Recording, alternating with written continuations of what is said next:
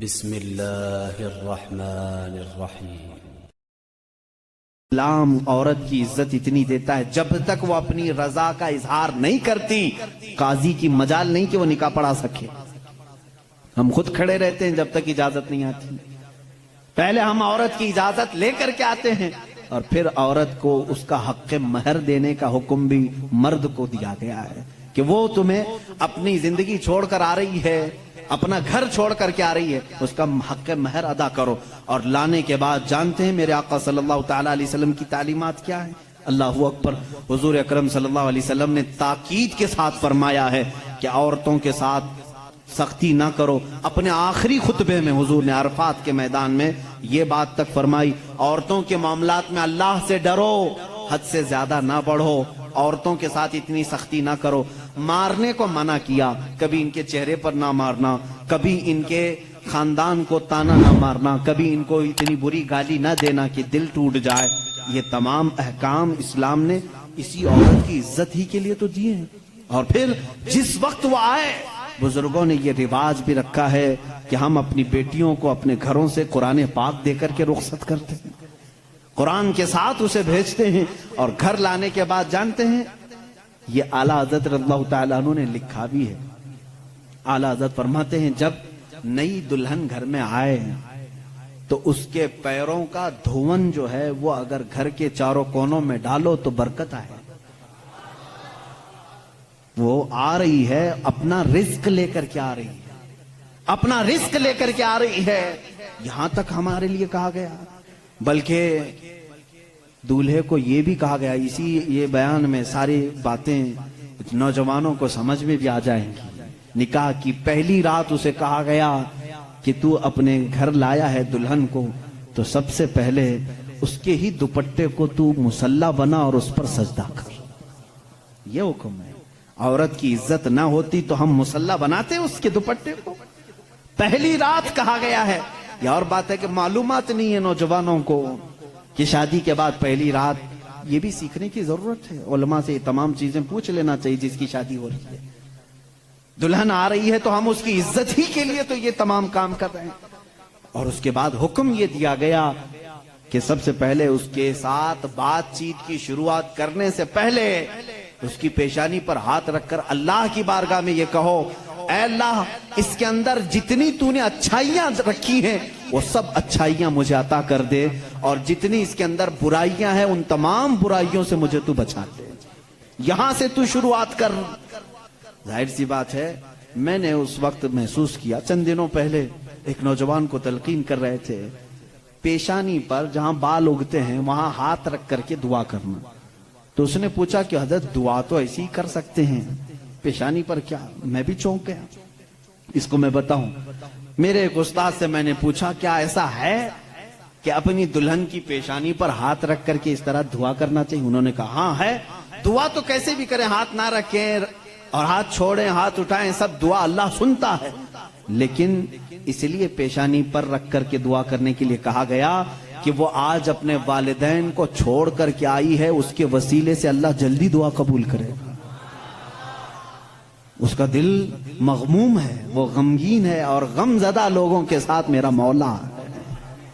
وہ اپنے والدین کو چھوڑ کر کے تیرے گھر آئی ہے، وہ مغموم ہے، بہت غم زدہ ہے، آج اس کی پیشانی پر ہاتھ رکھ کر کے دعا کرو۔ میرا اسی دن یہ ذہن سمجھ گیا کہ اسلام نے عورت کو وہ مقام دیا ہے، وہ عزت دی ہے۔ ہم نے اس کو اپنے جسموں کو سکون پہنچانے والا آلہ نہیں سمجھا، مشین نہیں سمجھا، بلکہ حقیقی مسلم وہ ہے جو اپنی عورت کی عزت بھی کرے، احترام بھی کرے۔ اللہ کے رسول صلی اللہ تعالیٰ علیہ وسلم نے جو فرامین دیے ہیں، عزیزان گرامی وقار، یہ نکاح کے اس سسٹم کو بھی میں آپ کو بتاؤں۔ کچھ تو وہ ہیں جو یہ اسلام کے خلاف بھونک رہے ہیں کہ عورتوں کے اوپر زور زبردستی ہوتی ہے اسلام میں، اور دوسروں کی کیا بات کروں، ہمارے ہندوستان پر بیٹھا ہوا میں کیا بتاؤں، یہ بھی بڑی عورتوں کی ہاں پیڑت مہیلائیں ہیں، مسلم پیڑت مہیلائیں ہیں جو خود بیوی کو چھوڑ بیٹھا ہے۔ ساری مسلم عورتیں پیڑت ہیں۔ اللہ اکبر۔ وہ خود اپنی بیوی کو دیکھنے نہیں جا سکا، زندگی ختم ہونے آ گئی، بال سفید ہو گئے، पीड़ित महिलाएं हैं मुसलमान। हाँ, अगर ए मुसलमानों कोई भी हम में से औरत पर जोर जबरदस्ती करता है, याद रखो मैं तुम्हें बताऊं कि कुरान की क़यामत के दिन अल्लाह जानवरों पर भी उठाए हुए हाथ का फैसला लेगा। तो औरत की बात तो दूर की है, मेरा अकीदा तो यह है। एक औरत ने बिल्ली को बांध रखा था, बुखारी शरीफ में है, वो मर गई बिल्ली, और वो औरत बहुत इबादत गुजार थी, लेकिन अल्लाह ताला ने फैसला फरमाया कि इस औरत को जहन्नम में डालो। मेरी एक मखलूक को बांध कर रखी इसने और वो मर गई। हमारा तो अकीदा यह है, तुम औरतों पर अगर जुल्म करते हो तो तुम जिम्मेदार हो, लेकिन इस्लाम नहीं। इस्लाम वो कामिल दीन है। ये बेचारे क्या पढ़ पाएंगे जिनको कभी ढंग की स्पेलिंग नहीं आती, कभी हाँ, ये एक ऐसा होता है कि डमरू बजाओ तो कोई नाचता है। इसी तरह से कुछ लोग पीछे से कुछ लिख करके दें, कुछ बयान करने के लिए, तो कुछ लोग कह जाते हैं, उनको खुद नॉलेज नहीं होती। ऐसे ही कुछ लोग इस्लाम पर भी भोंकते हैं। अब अगर ये टॉपिक अगर मैं छेड़ूं 3 तलाक के, तो और बड़े मामलात हैं। 3 तलाक के लिए इस्लाम ने जोर जबरदस्ती की है। औरतों पर जुल्म है, ये पीड़ित हैं, ये महिलाएं हैं, इनको इंसाफ दिलाना चाहिए। 3 तलाक देना, पहली बात ये समझे ही नहीं। आप तो समझते हैं ना, इस्लाम में फजर की नमाज फर्ज है, जोहर की नमाज फर्ज है ना, असर मगरिब इशा फर्ज है, तलाक देना फर्ज है, फर्ज है। तो इतना क्यों नहीं समझ रहे? कौन कहता है कि हर मुसलमान 3 तलाक देना फर्ज समझता है? अरे वो एक एग्जिट रास्ता है। हम कभी भी किसी भी बंदे को निकाह पढ़ाते हैं तो तलाक का नाम तक नहीं लेते। अगर जिक्र कर दिया ना कि मैं 5 साल के बाद तलाक देने के लिए निकाह कर रहा हूं, तो वो निकाह ही हराम हो गया। बल्कि मैं कहता हूं, अगर तुमने निकाह में ये कह दिया 80 साल के बाद मैं छोड़ दूंगा, या 80 साल का ये कॉन्ट्रैक्ट है मेरा, तो निकाह नहीं है वो निकाह नहीं, उसको मुता कहते हैं। हम निकाह में कभी वक्त मुतय्यन नहीं कर सकते, बल्कि हम तो लाइफ टाइम के लिए निकाह कर रहे होते हैं, लाइफ टाइम के लिए। लेकिन इंसानी जिंदगी में कई मामलात ऐसे आते हैं कि मिजाज नहीं जम सकता। जरूरी नहीं है कि हर आदमी का मिजाज दूसरे से जम जाए।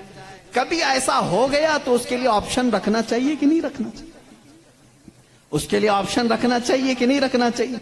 अरे मियां, तुम किसी को गाड़ी में बिठा करके भेज रहे हो और उससे ये कहो कि चलना ही है, अगर वो पूछ ले गाड़ी के पहिए दोनों पंचर हो गए तो क्या करूं, कहा फिर भी चलना ही है, ये जुल्म है, ये ज्यादती है। उससे ये कहना चाहिए कि अगर गाड़ी के पहिए पंचर हो गए, टायर पंचर हो गए, तो करीब में गैरेज है, खोल करके बदलवा लो। माकूल बात है कि नहीं?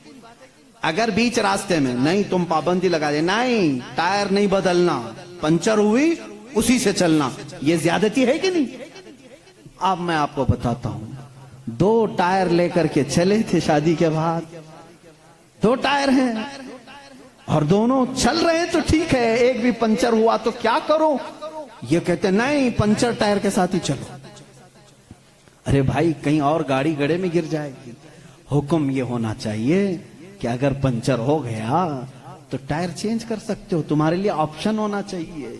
बस इस्लाम का तकाजा सिर्फ इतना ही है कि अगर किसी की जिंदगी में अनबन हो गई, नहीं बन पाई, तो उसके लिए एक ऑप्शन है कि औरत को, वो भी एक साथ 3 तलाक नहीं, उसको हराम करार दिया गया है।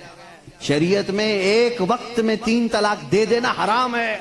मैं इसका बबांगे दोहल आज ऐलान करता हूं, अगर कोई एक ही साथ अपनी औरत को तलाक तलाक तलाक इस तरह 3 बार कह देता है तो उसने हराम काम किया, गुनाह किया, नाजायज काम किया है।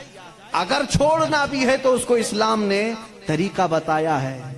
एक बार पहले बोलो, 1 महीने का टाइम दो, 1 महीने में भी फिर नहीं बनी तो दूसरी मर्तबा फिर 1 बोलो और 1 महीना छोड़ दो। 2 महीने का टाइम गुजर गया, अब फिर भी नहीं बन पा रही, तब फिर सबको बिठा करके कह दो हमने 2 मर्तबा देख लिया, अब हमारी जिंदगी आगे चल नहीं पाती, तीसरी मर्तबा हम इसको खत्म करते हैं। ये तलाक का सही तरीका। क्या इसमें